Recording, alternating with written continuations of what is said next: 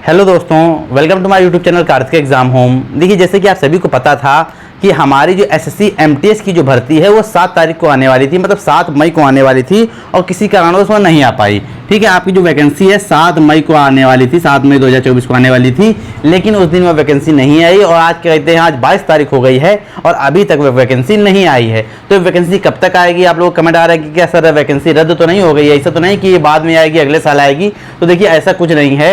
SSC का मतलब एक तरीके से नियम चल रहा है, वो कैलेंडर को फॉलो नहीं कर पा रहा है। एसएससी सीएचएसएल में भी यही देखने को मिला था, एसएससी जेई में भी यही देखने को मिला था। अभी हाल ही में जो वैकेंसी आई हैं, लेकिन हाँ, ये वैकेंसी थोड़ा सा ज़्यादा लेट हो गई है। तो देखिए, ऐसी बात नहीं है, चुनाव के खत्म होने के आसपास ये वैकेंसी आ जाएगी। ठीक है, चुनावी समय चल रहा है तो हो सकता है इस वजह से वैकेंसी लेट हो रही हो। और क्या कहते हैं, जिन जो कैंडिडेट्स पहली बार इसका एग्जाम देंगे, मैं उन लोगों के लिए वीडियो लेके आया हूँ और उन लोगों के लिए भी ये वीडियो लेके आया हूँ जो लोग एसएससी एमटीएस का एग्जाम देना चाहते हैं। उनको ये मैं पूरा बता दूंगा कि क्या फीस लगती है, कितनी एज से कितनी एज तक आप फॉर्म को डाल सकते हैं, क्या क्वालिफिकेशन चाहिए, क्या एग्जाम पैटर्न रहेगा, क्या सिलेक्शन प्रोसेस रहेगा, पूरी की पूरी जानकारी आपको मैं इस वीडियो में दूंगा। ठीक है, तो बिल्कुल शुरू हो जाइए। देखिए, जो एसएससी एमटीएस की वैकेंसी आती है ये दो टाइप की आती है, मतलब कहने का मतलब 2 पोस्टों पर आती है। एक तो आती है एमटीएस की पोस्ट पर और एक आती है हवलदार के पोस्ट पर, हवलदार के पोस्ट पर। ठीक है, आप ये मत समझिएगा कि देखिए, सबसे पहले मैं आपको ये बता दूं, जो वैकेंसी है 10th पास वैकेंसी है। 10th पास वैकेंसी है तो बहुत से कैंडिडेट जो ऐसे हैं जो इसको रेलवे ग्रुप डी से कंपेयर करते हैं। देखिए, मैं आपको क्लियर कर दूं कि रेलवे ग्रुप डी से कई गुना अच्छी वैकेंसी है ये। ठीक है, अगर रेलवे ग्रुप डी की कंपेयर में करें, क्योंकि देखिए रेलवे ग्रुप डी में भी 10th पास मांगते हैं और इसमें भी 10th पास मांगते हैं, तो लगता है कैंडिडेट को कि कहते हैं ये वैकेंसी उसी लेवल की है। देखिए, मतलब ये वैकेंसी उस लेवल की नहीं है, उससे बहुत अच्छी है। एक तरीके से आपको ऑफिस असिस्टेंट के पद पर काम करने को मिलता है। ठीक है, उतनी आपको मेहनत नहीं होती है, बाकी क्या कहते हैं अलग अच्छी खासी सैलरी होती है, अलग अलग डिपार्टमेंट में, केस सेंटर गवर्नमेंट के आपको काम करने का मौका मिलता है। तो चलिए, अब मैं शुरू करता हूं और एक एक पॉइंट करके आपको बताता हूं कि इसमें क्या क्या चीज़ें कैसे कैसे रहने वाली हैं, क्या सिलेबस रहेगा, क्या एग्जाम पैटर्न रहेगा, क्या सिलेक्शन प्रोसेस रहेगा, सारी चीज़ें हम लोग इस वीडियो में जानेंगे। तो चलिए शुरू करते हैं। देखिए, क्या कहते हैं विभाग कौन सा है? ये विभाग जो है इसमें है ये है विभाग जो है यह है एसएससी एमटीएस। ठीक है, इसके बाद क्या कहते हैं योग्यता इसमें कितनी चाहिए? योग्यता इसमें कितनी चाहिए? वो चाहिए 10th पास। मात्र आप 10th पास होने चाहिए अगर आप इस फॉर्म में अप्लाई करना चाहते हैं। एज कितनी चाहिए आपको? एज आपकी जो है 18 साल से लेकर 25 साल के बीच में होनी चाहिए और हवलदार की पोस्ट के लिए 27 साल के बीच में होनी चाहिए।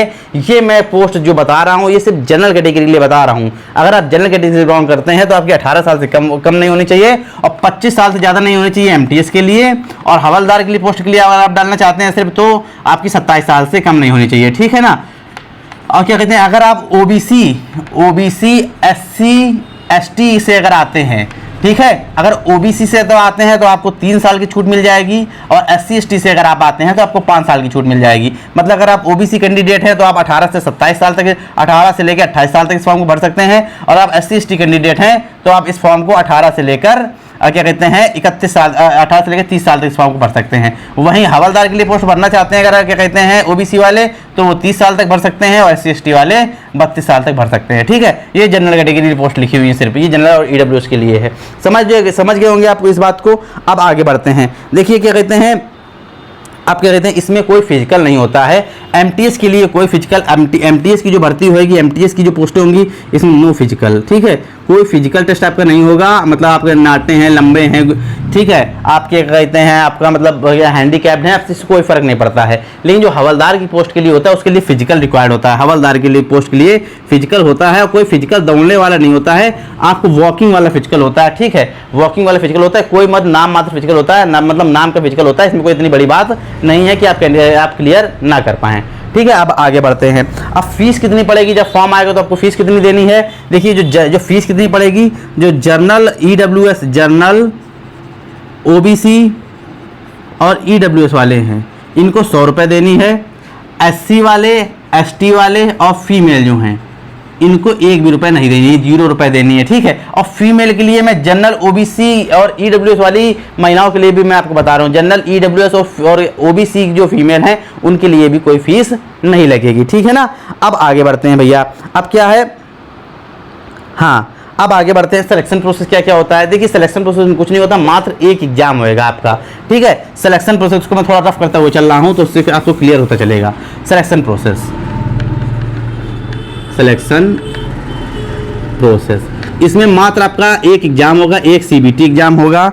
इसके बाद आपका जो लोग क्या कहते हैं, जो कैंडिडेट हवलदार की पोस्ट के लिए है उनका फिजिकल होगा, हवलदार की पोस्ट वालों का फिजिकल होगा, एमटीएस वालों को फिजिकल भी नहीं होगा, ठीक है ना, सिर्फ हवलदार की पोस्ट का फिजिकल होगा, एमटीएस वालों को कोई फिजिकल भी नहीं होगा। तो मैं लिख दे रहा हूँ, फिजिकल लिख दे रहा हूँ, लेकिन एमटीएस का नहीं होगा, समझ के चलिएगा। इसके बाद आपका डीवी होगा, डॉक्यूमेंट वेरिफिकेशन होगा, फिर मेडिकल होगा, ठीक है ना। मेडिकल में भी कोई इतनी बड़ी बात नहीं है, चाहे वो हवलदार वाला हो चाहे वो एमटीएस वाला हो। मेडिकल में बस यही आपको चेक करते हैं कि आपको सुनाई देता है कि नहीं सुनाई देता है, आप चीज़ समझ पाते हैं कि नहीं समझ पाते हैं, आपको सही दिखाई देता है कि नहीं दिखाई देता है, हाथ पैर चलते हैं कि नहीं दिखाई देते हैं, हार्ट बीट कैसी है, बीपी कैसा है, शुगर लेवल कैसा है, डायबिटीज तो नहीं है, बस यही सब चीज़ें करते हैं। बाकी कोई बड़ी बात नहीं, मेडिकल बिल्कुल नॉर्मल लेवल का होता है, सभी की सभी इस चीज़ को क्लियर कर सकते हैं, ये आपको बता सकता हूँ, ठीक है। जो लोग हैंडीकैप्ड हैं वो लोग एमटीएस के लिए अप्लाई कर सकते हैं, हवलदार के लिए अप्लाई नहीं कर सकते हैं। और हैंडीकैप्ड में भी एमटीएस के लिए जो कोई खास फिजिकल नहीं होता है, जिस चीज़ में आप हैंडीकैप्ड है उसी चीज़ को बस एक्स्ट्रा देखा जाएगा, और उसमें भी मतलब 99% क्लियर ही कर जाते हैं, क्लियर पास ही कर जाएंगे, ठीक है ना, लोग पास ही कर जाते हैं, कोई सी बड़ी प्रॉब्लम नहीं है। इस चीज़ को समझ गए होंगे आप। अब क्या कहते हैं, अब आगे, अब जो लोग कैंडिडेट पहले इसका एग्जाम दे चुके हैं, अच्छा मैं आपको जैसे मैंने आपको बताया कि एक ही एग्जाम होता है, जो कैंडिडेट इसका एग्जाम दे चुके हैं उनको ये लगता होगा नहीं नहीं सर 2 एग्जाम होते हैं। देखिए एग्जाम एक ही होता है लेकिन 2 फेस में होता है, मतलब एक ही दिन आपका एग्जाम होगा लेकिन 2 फेस में होगा। मैं आपको बता दे रहा हूँ सीबीटी किस प्रकार से होगा, समझिए। सीबीटी जो आपका एग्जाम होगा, सीबीटी जो आपका एग्जाम होगा कंप्यूटर बेस्ड टेस्ट होगा, वो 2 फेस में होगा। क्या कहते हैं, फेस 1 और फेस 2, फेस 2, ठीक है। ये एक ही दिन होगा, मतलब जैसे ही आपका फेस 1 कंप्लीट होगा तुरंत आपका फेस 2 खुल जाएगा। अब देखिए होता क्या है इस मैटर में, ये जो एग्जाम होता है फेस 1 ये आपको क्वालिफाइंग नेचर का होता है, बस इसको आपको क्वालिफाई करना होता है, बहुत आसान है इसको क्वालिफाई करना, कोई बड़ी बात नहीं है। इसको क्वालिफाई किस प्रकार से करना ये भी मैं आपको अभी बताता हूँ। देखिए इसमें क्या होता है, क्या कहते हैं, फेस 1 के एग्जाम में 2 चीजें पूछी जाती हैं आपसे। एक तो आप क्या कहते हैं, आपको 20 क्वेश्चन आपका 20 क्वेश्चन आपके क्या कहते हैं 20 क्वेश्चन आपके क्या कहते हैं रीजनिंग से पूछे जाते हैं, और 20 क्वेश्चन आपके मैथ से पूछे जाते हैं, ठीक है। प्रत्येक क्वेश्चन जो होता है 3 नंबर का होता है, प्रत्येक क्वेश्चन 3 नंबर का होता है, यानी 60 नंबर की रीजनिंग और 60 नंबर की आपकी मैथ। तो कितने हो गए टोटल, 120 क्वेश्चन, 120 नंबर का आपका ये पेपर हो गया, ठीक है। इसमें कोई भी निगेटिव मार्किंग नहीं है, नो निगेटिव मार्किंग। फेस 1 में कोई भी निगेटिव मार्किंग नहीं है, मैं लिख दूं नो निगेटिव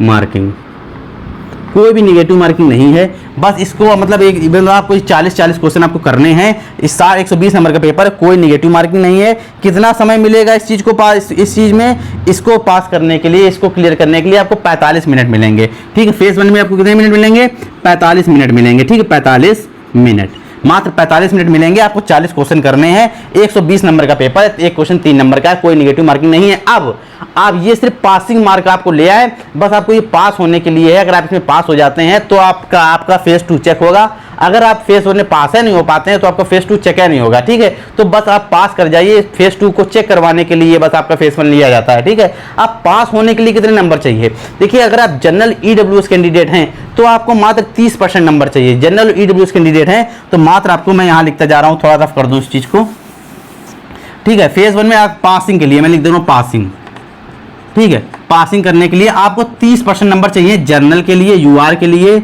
और ईडब्ल्यूएस के लिए, ठीक है। मात्र 30% नंबर, 30%। अब क्या कहते हैं 120 का 30% कितना होता है, 120 का 30% होता है 36 नंबर। अगर आप 36 नंबर ले आते हैं, जनरल ईडब्ल्यूएस कैंडिडेट हैं, अगर आप 36 नंबर भी ले आते हैं 120 में, तो आराम से आप पास हो जाएंगे, आपका फेस 2 चेक होगा। अभी फेस 2 में क्या क्या पूछेगा मैं वो भी आपको बताऊंगा, भर्ती कब तक आएगी वो भी मैं आपको बताऊंगा, सारी चीजें बताऊंगा, समझते जाइएगा बस।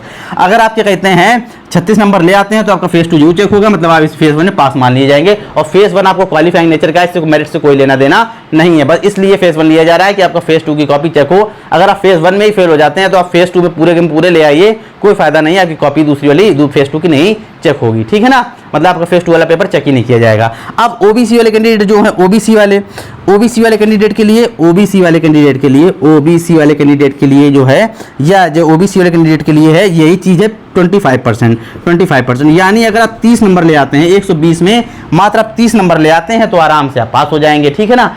और क्या कहते हैं SC ST वाले, SC और ST वाले जो हैं 20% नंबर ले आते हैं, 20% नंबर ले आते हैं, मतलब 160 का 20% 24 नंबर, मतलब 120 में मात्र 24 नंबर भी ले आते हैं तो आराम से वो पास माने जाएंगे, आराम से वो पास माने जाएंगे, ठीक है ना, पास माने जाएंगे, उनका फेज 1 पास हो जाएगा, फेज 2 की कॉपी चेक होगी। समझ गए होंगे आप इस चीज को। तो आपको कितने % नंबर लेके आने हैं, जनरल और ईडब्ल्यूएस को 30% नंबर लेके आने हैं, 120 में 30% मतलब 36 नंबर लेके आने हैं, ओबीसी वाले कैंडिडेट को 30% नंबर लेके आने हैं 120 में से पास फेज 1 पास करने के लिए, और SC ST वालों को 24 नंबर लेके आने हैं फेज 1 पास करने के लिए। ये मैं दोनों के लिए बोल रहा हूँ, फीमेल और मेल दोनों के लिए, ठीक, मेल फीमेल दोनों के लिए मैंने बात बोली है। अब बात कर लेते हैं फेज 2 की। अब फेज 2 में भैया क्या होता है, फेज 2 में आपसे पूछा जाता है GK GS, ठीक है, पहले पर आता है GK GS मतलब आपका GS, ठीक है, GS, ठीक है, इसके 25 क्वेश्चन पूछे जाएंगे, इसके 25 क्वेश्चन पूछे जाएंगे, एक क्वेश्चन 25 क्वेश्चन पूछे जाएंगे और एक क्वेश्चन 3 नंबर का होना, यानी 75 नंबर का आपका नंबर, 75 नंबर का आपका पूछा जाएगा, ठीक है, 75 नंबर का पूछा जाएगा। इसके बाद इंग्लिश, इंग्लिश के लिए क्या है, इंग्लिश के लिए आपके 25 क्वेश्चन पूछे जाएंगे, 25 क्वेश्चन पूछे जाएंगे, एक क्वेश्चन 3 नंबर का होगा, एक क्वेश्चन 3 नंबर का होगा, मतलब 75 नंबर का ये भी होगा, 75 नंबर का ये भी होगा, ठीक है। तो ये 150 नंबर का पेपर होता है, ठीक है। आपका जो मेरिट बनेगी इन 150 नंबर में बनेगी, 75 ये 75 ये, इन 150 नंबर में आपकी मेरिट बनेगी, 150 नंबर में आपकी मेरिट बनेगी।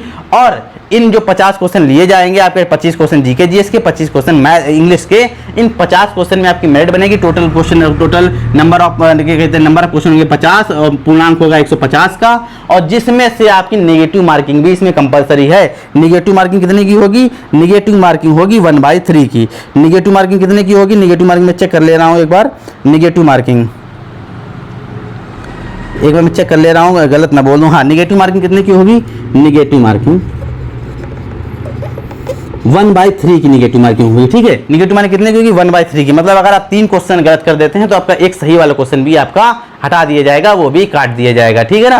तो आपकी नेगेटिव, तो आपकी मेरिट किसने बनती है, 150 नंबर से बनती है। ये सिर्फ आपका फेज 1 क्वालिफाइंग नेचर का है। एक ही दिन में, एक ही समय में, एक ही शीट पे बैठे बैठे आपका पेपर हो जाएगा। पहले 45 मिनट का ये पेपर होगा, जिससे 45 मिनट कंप्लीट हो जाएंगे, दूसरा वाला पे फेस खुल जाएगा, 45 मिनट का ये पेपर होगा। तो ठीक 45 मिनट कितने हो गए, 90 मिनट हो गए।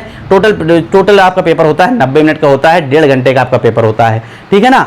अब देखिए आपको सारी चीजें क्लियर हो गई हैं। फिजिकल भी मैंने बता दिया, सिर्फ फिजिकल जो है हवलदार पोस्ट के लिए होएगा, और क्या कहते हैं आपका MTS के लिए नहीं होगा। डॉक्यूमेंट वेरिफिकेशन का नहीं बताया है। देखिए डॉक्यूमेंट वेरिफिकेशन में आपके हाई स्कूल की मार्कशीट चेक की जाएगी, आपका निवास चेक किया जाएगा, आधार वगैरह चेक किया जाएगा, ठीक है ना, आधार वगैरह चेक किया जाएगा। इसके बाद अगर आप क्या कहते हैं कि किसी कैटेगरी से हैं, मतलब OBC कैटेगरी से है, EWS का सर्टिफिकेट बनवाए हैं, EWS से हैं, SC ST, तो वो सर्टिफिकेट चेक किया जाएगा। सेंटर का होना चाहिए सब कुछ, ठीक है ना। OBC के लिए सेंटर का होना चाहिए, SC ST के साथ सेंटर का नहीं बनता है, EWS के भी सेंटर का नहीं बनता है, ठीक है ना। तो OBC का सर्टिफिकेट होना चाहिए, वो सेंट्रल गवर्नमेंट का होना चाहिए। बाकी क्या कहते हैं, बाकी चीजें लगभग सारी क्लियर हो गई है। मेडिकल भी बहुत कायदे से। अच्छा, एक सवाल और रहता है कैंडिडेट का कि सर मेरे मार्कशीट में कोई प्रॉब्लम है, मेरे हाई स्कूल के डॉक्यूमेंट में कोई सी प्रॉब्लम है, तो इसकी वजह से मैं बाहर तो नहीं हो जाऊंगा। देखिए होता है, लोगों की मार्कशीट में प्रॉब्लम होती है, किसी के मार्कशीट में नाम गलत हो जाता है, किसी की मार्कशीट में क्या कहते हैं, मार्कशीट के जो नंबर होते हैं वो उड़ जाते हैं, मिट जैसे जाते हैं। क्योंकि बहुत लोगों की मार्कशीट ऐसी होती है कि कहते हो फट जाती है, गीली हो जाती है, सेम जाती है, ये सब चीजें रहती हैं। तो देखिए अगर आपकी मार्कशीट में ऐसी कोई प्रॉब्लम आ गई है, तो अगर जब आप वेरिफिकेशन कराने जाएंगे तो आपको क्या कहते हैं, आपकी मार्कशीट चेक कर ली जाएगी, आपकी फोटोकॉपी बस आपके पास सही होनी चाहिए, फोटोकॉपी आपकी पूरा पहले की पुरानी आपकी सही होनी चाहिए। अगर आपकी मार्कशीट में कोई प्रॉब्लम है तो उसके लिए आपको टाइम भी दिया जाएगा, ठीक है। SSC आपको टाइम भी देता है, कोई ऐसी प्रॉब्लम नहीं है, घबराने वाली कोई बात नहीं है। आपको महीने, 2 महीने का, 3 महीने, 2 महीने के आसपास 45 दिन से लेकर 2 महीने के बीच में आपको लगभग टाइम दिया जाता है, ठीक है। इतना आपको टाइम दिया जाएगा और आपको ये कहा जाएगा कि आप इतने दिन में सही करा लीजिए, आपको दिखा दीजिए। दोबारा से रीवेरिफिकेशन की भी डेट आती है, रीवेरिफिकेशन भी हो जाएगा। अगर आपका फाइनल रिजल्ट भी आ जाता है तो उसमें आपका अगर रोल नंबर आता है तो उसमें लिखा होगा कि उसमें आगे कुछ लिखा होगा, ठीक है। मुझे पता नहीं है, याद नहीं मुझे क्या लिखा होता है, लेकिन कहते हैं उसमें लिखा होता है, उस क्या कहते हैं, आज के बाद आपका रीवेरिफिकेशन हो जाएगा, फिर इसके बाद आपको कोई प्रॉब्लम नहीं होगी, ठीक है। तो आपको अच्छा खासा टाइम दिया जाता है। अगर आपके मार्कशीट में कोई प्रॉब्लम है तो उसके लिए आपको टाइम दिया जाएगा, उसके लिए भी कोई घबराने वाली बात नहीं है। समझ गए होंगे, आपको सारी चीजें समझ में आ गई होंगी, फिर ठीक है। SSC अब बात कर लेते हैं कब तक आएगी वैकेंसी। तो आप ये समझ लीजिए कब तक आएगी वैकेंसी, मैं आपको यहाँ लिख दे रहा हूँ। आपकी वैकेंसी 1 जून के आसपास, 1 जून 2024 के आसपास आपको देखने को जरूर मिलेगी, ठीक है। आपको देखने को जरूर मिलेगी, इस चीज़ को आप बिल्कुल क्लियर रखिए। आपका एग्जाम जो डेट है, एग्जाम का शेड्यूल जो दिया गया है वो टाइमली रहेगा, उसमें कोई चेंजेस नहीं होंगे। भर्ती आने भले चेंज हो गया है, इसीलिए मैं आपको क्लियर बता दे रहा हूँ कि अपनी तैयारी जारी रखिए, तैयारी में कोई कमी मत रखिए। अगर तैयारी आपकी सही नहीं है तो आपको कितना भी टाइम मिल जाए तो कोई फायदा नहीं हो जाएगा, भर्ती आएगी और मुट्ठी में रेत की तरीके से निकल जाएगी, आपको पता भी नहीं चलेगा, आप समझ भी नहीं पाएंगे। ठीक, अपनी तैयारी आप जारी रखिए। अगर आपको फिर भी कोई कन्फ्यूजन हो, कोई क्वेरी हो, कोई ऐसी समस्या हो जो मैंने इस वीडियो में ना बताई हो, आपको कोई प्रश्न हो तो कमेंट में जरूर लिख दीजिएगा, मैं कमेंट में उसका आंसर जरूर देता हूँ, जरूर दूंगा। ठीक है, अगर मुझे लगेगा कि आपने जो पूछा है वो बहुत से लोगों की क्वेरी हो सकती है तो मैं उसके लिए अलग से वीडियो बना दूंगा, ठीक, जिससे आप सभी को कोई प्रॉब्लम ना हो। समझ गए ना? तो अगर आज की वीडियो में इतना ही था। एसएससी एमटीएस के बारे में मैंने सारी जानकारी आपको दे दी है। वीडियो अच्छा लगा हो, यूजफुल लगा हो, आपको समझ में आ गया हो तो वीडियो को जरूर लाइक कीजिएगा। चैनल को सब्सक्राइब नहीं किया है प्लीज सब्सक्राइब भी जरूर कर लीजिएगा, ताकि सरकारी नौकरी से जुड़ी जितनी भी इंपॉर्टेंट अपडेट हैं वो समय समय पर आपको मिलती रहें।